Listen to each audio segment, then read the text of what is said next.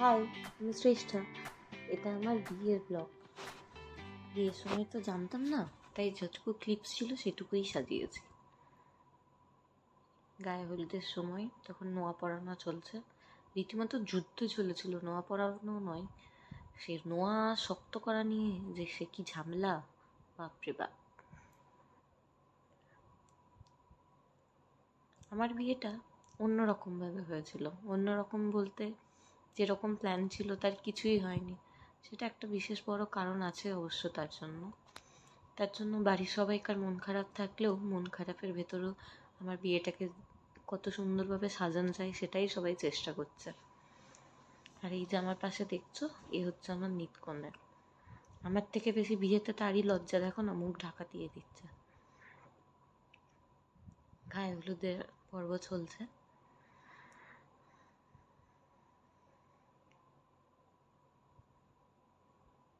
বিয়ে নিয়ে আনন্দ মজা এটা সব মেয়েদেরই একটা স্বপ্ন থাকে, বাট আমার বিয়ের গল্পটা অন্যরকম।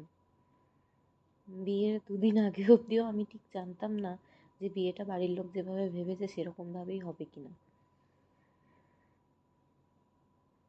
কিন্তু আমি আমার বাড়ির লোকের অশেষ মনের জোর দেখতে পাই যে তারা সব কষ্টের পরেও আমার বিয়েটা এভাবে দিচ্ছে।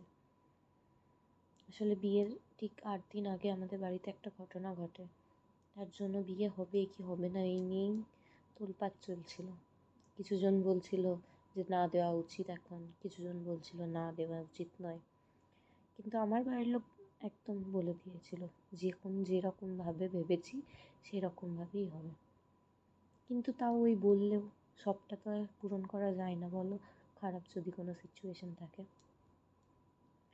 তো যাই হোক, ভালো করেই বিয়েটা হয়েছে। এই টিভিতে ওটা কাণ্ডটা আর এক। কিছুতেই আমি উঠবো না, সবাই মিলে বলছে হ্যাঁ উঠতেই হবে। প্রচণ্ড ভয় লাগছিল। আমার ছোটবেলার গলাটা দেখো না কেমন ভাবে ধরে গেছে। শুধু মনে হচ্ছিল এই পড়ে যাবে, আমাকে বাবা তোরা নামিয়ে দেয়। আমি হেঁটেই ঘুরে দিচ্ছি এর থেকে ভালো। কিন্তু বিয়ের আগে যখন রিচুয়ালসগুলো দেখতাম তখন মনে হতো ইস কি মজা হয়, কি সুন্দর উঠায়, ওপরে তুলে দেয় টিভি দিয়ে। আমারও খুব ভালো লাগতো। কিন্তু আমাকে যখন উপরে তোলার চেষ্টা করেছিল আমার তো হাত পা সব কেটে যাচ্ছিল। এই সময়টা সত্যি ভাবতে পরে মনে হয় যে কি একটা অদ্ভুত ফিলিং ছিল। দীর্ঘ 12 সেই প্রেম করার পর আমাদের বিয়ে, সেই 18 বছর বয়স থেকে আমাদের প্রেমের সূত্রপাত হয়েছিল। তখনই ওকে জিজ্ঞেস করেছিলাম প্রেম তখনই করবো, তাহলে বিয়ে করবি তো? বলেছিল একদম। যাক, কথা থেকে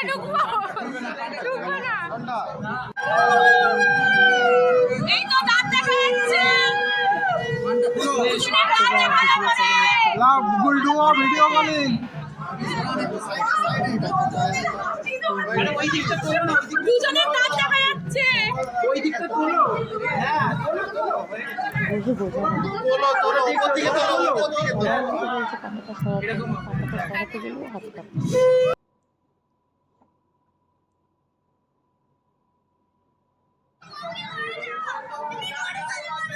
দীর্ঘ 9 বছর প্রেম করলাম, এত অপেক্ষা করে। তারপরে যখন বিয়েবাড়ি হচ্ছে তখন আমার মুখে হাসি দেখো ধরছে না। কে আগে মালা পরাবে সেটা নিয়েও চলছে কথা। বলছে আমি আগে পরাবো, আমি আগে পরাবো। বিয়ের তো বাপরে, বাঙালি বিয়ের রিচুয়াল সে তো শেষই হয় না। বিয়ের আগে খুব ঝগড়া করেছিলাম জানো, মায়ের সাথে, বাড়ির সবার সাথে, যে আমি কিন্তু না খেয়ে বিয়ে করতে পারবো না, ওই সব আমার দ্বারা হবে না। আমার শ্বশুরমশাইকেও বলেছিলাম। কিন্তু বিয়ের দিন অদ্ভুতভাবে মা আমার পেছনে যখন মিষ্টি খাবার নিয়ে দৌড়চ্ছিল, আমার কিছুই খেতে পারছিলাম না, কিছুই খেতে ইচ্ছে করছিল না, মনে হচ্ছিল প্রচণ্ড ভয় লাগছে। কিন্তু এইটা ভেবেই খুবভাবে কান্না করছি যে আমি না খেয়ে বিয়ে করবো না, আমাকে বিয়ে করে দেবে। কিন্তু সেই দিনের আনন্দ, এক্সাইটমেন্টে কি বলি, সবার বাড়ি এরকম হয়, এটা কেমন যেন ভরা ভরা লাগে। তখন আমার শুধু মনে হচ্ছিল যে শুধু আমার বিয়েটা হয়ে যাক। কারণ এই যে বললাম, এত কিছু এই 8 দিন আমাদের সাথে হয়েছে বাড়ির প্রত্যেকের সাথে। যাই হোক, এই যে কষ্টবন্ধনে চলছে, কষ্টবন্ধনই বলে বোধহয় এটা, সঠিক জানা নেই, যদি ভুল বলে থাকি তাহলে ক্ষমা করে দিও।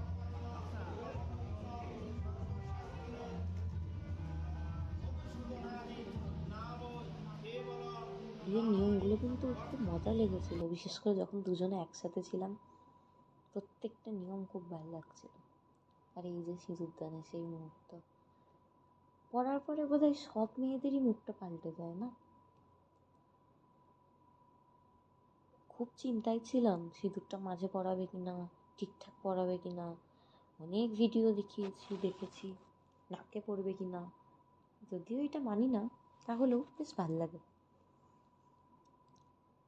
যদিও আমার বর দেখে দেখে সিঁদুরটা পরিয়েছে, আমাদের পুরোহিত বলেনি মুখটা ঘোরাতে, কেন জানি না।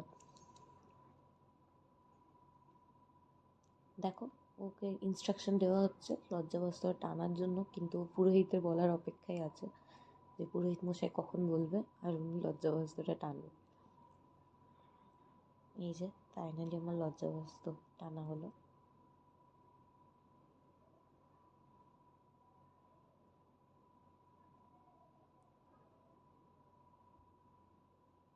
সিঁদুরের টিপ পরাতে বলেছিল, তাই সিঁদুরের টিপ পরাচ্ছে।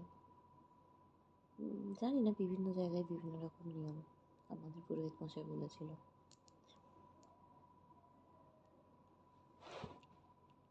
দুজনের মনে কিন্তু তখন লাড্ডু ফুটছে। ফাইনালি বিয়েটা যে হয়ে গেল, আমাদের তখনও যেন বিশ্বাস হচ্ছে না যে এত স্মুথলি সব কিছু হয়ে গেল। এবার চলে এলো আমাদের নাচের পালা। মন ভরে নেচেছিলাম। 9 বছরে বাড়িতে কিন্তু একবারও ওকে ডাকিনি বাড়ির লোকের সাথে পরিচয় করতে। রাস্তাঘাটে যখন দেখা হয়েছে, কথা বলেছে, এই প্রথমবার সবাইকার সামনে আমি ওর সাথে কথা বলছি, নাচছি। এটার আনন্দটাই মানে অন্যরকম। বাড়ির বড়রা কেউ কিছু বলছে না, বারণ করছে না, লোকে কি বলবে এটা ভাবছে না। তো মন খুলে আমার মনে হচ্ছিল আমি সেদিনকে আনন্দ করি, এই রাতটা যেন শেষ না হয়। আর আমার বর একটু লাজুক আছে, তো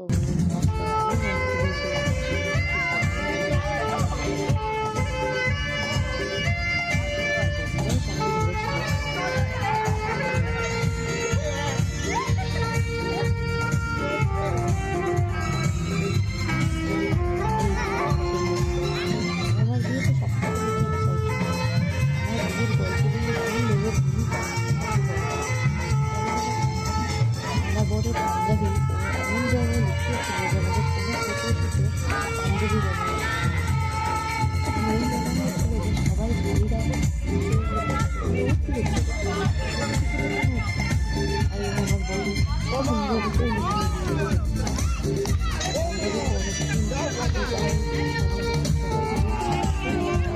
করে চলেছিল, তখন পাওয়া যায়। এই হলো সেই কষ্টের সময়, সবাইকে বিদায় করার সময়। এই ফটোগুলো যখনই দেখি না, জানো তো, চোখে যত বছরই পরে হোক, 2 বছর হয়ে গেল আমার বিয়ে হয়েছে, তবু যেন কান্না পায়। ভাবি তখন যে কিছুই পাল্টায়নি, ঠিক আছে, আমি চাইলেই তো যেতে পারি, কোনো ব্যাপার না, কত দেখা হয়। আর এই 2 বান্ধবী আমার বলেছিল বিয়েতে কাঁদবো না, এরাই সব থেকে বেশি কাঁদেছে। আর এই যে ঘরের লোককে টাটা বলে আমার যাওয়ার পালাই, দেখো আমি কাঁদছি আর ও কিন্তু হাসছে।